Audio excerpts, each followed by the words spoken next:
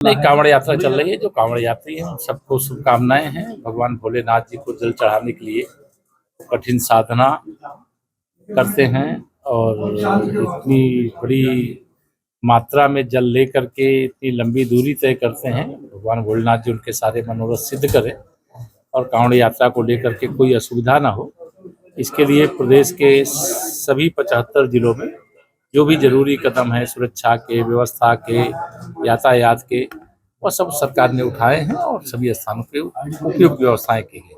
Sir, आपने अभी tweet में कहा था कि राहुल गांधी जेल जाना चाहते हैं, क्या कब तक जाएंगे? ये तो देखिए, जमानत पे जो होता है, जब कोर्ट जमानत निरस्त कर देगी उस दिन जेल चले जाएंगे। जैसे उनको जेल की याद आ रही है, तो जेल की जो याद आ रही है वह जेल जाने वाले काम किए हुए हैं कि माननीय न्यायालय को निर्णय लेना है, ये न्यायिक प्रक्रिया का हिस्सा है। तो जमानत पर है, जिस दिन उनकी जमानत कोर्ट निरस्त करेगी, जिस दिन उनको सजा होगी, उस दिन उनकी जेल की यात्रा शुरू होगी। लेकिन लगातार पराजय दर पराजय से कांग्रेस बौखलाई हुई है। पूरा नॉर्थ ईस्ट इस समय भारतीय जनता पार्टी और हमारे गठबंधन के पास है और जिस प्रकार से हमारे आसाम के लोकप्रिय मुख्यमंत्री हेमंत बिस्वा शर्मा जी के बारे में उन्होंने टिप्पणी की है, ये उनकी हताशा का परिचय है।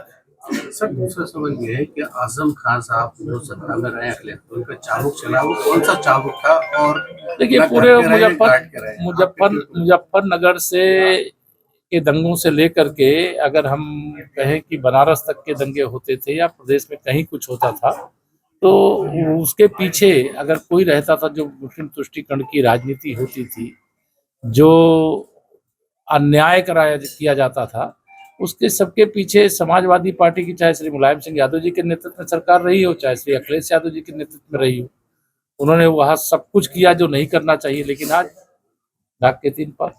सर, प्रदेश अध्यक्ष और राष्ट्रीय अध्यक्ष का बाजार घर में आपका नाम चल रहा है, सर क्या कहेंगे? हाँ, मुझे कोई बताया है कि, और मैं आपको भी बताया दे रहा हूँ कि भारतीय जनता पार्टी के जो राष्ट्रीय अध्यक्ष होगा वो कोई भाजपा का कार्यकर्ता होगा, देश के किसी प्रदेश से होगा, और प्रदेश का जो अध्यक्ष होगा वो भी भाजपा का कार्यकर्ता होगा, प्रदेश के किसी जिले से होगा। प्रथम आपका नाम ये जो चलता है आप लोग चलाते हो, कोई चलाता नहीं।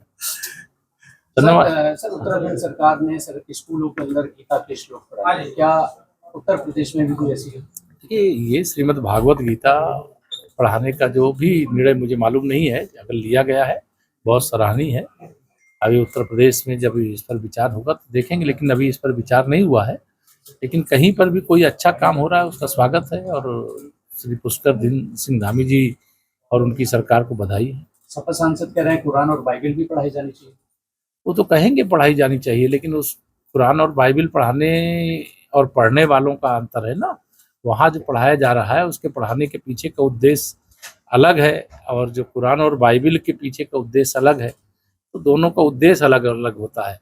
वह एक, अगर कुरान को कहे वो इस्लाम को मानने वालों का धर्म ग्रंथ है और जो बाइबल है वो ईसाइयों का धर्म ग्रंथ है, लेकिन श्रीमद् भगवत गीता संपूर्ण मानवता का धर्म ग्रंथ है।